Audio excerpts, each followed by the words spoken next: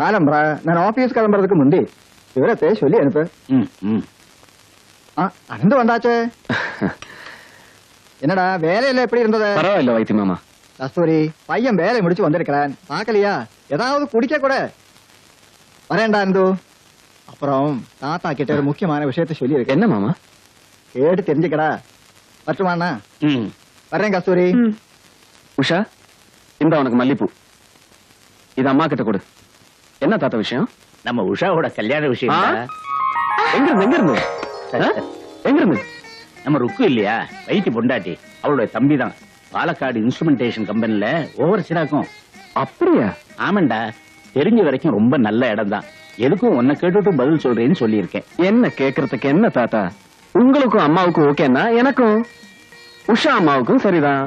பையன் வந்து பொண்ணை பாக்கட்டுமே. பொண்ணுக்கு பையனை பிடிச்சதுன்னா கல்யாணம். ஏண்டா பையனுக்கு பொண்ணை பிடிக்க வேண்டாமா? அடாடாடாடா, இந்த முகத்தை பார்த்து எவனாவது பிடிக்கலன்னு சொல்லிடுவானா?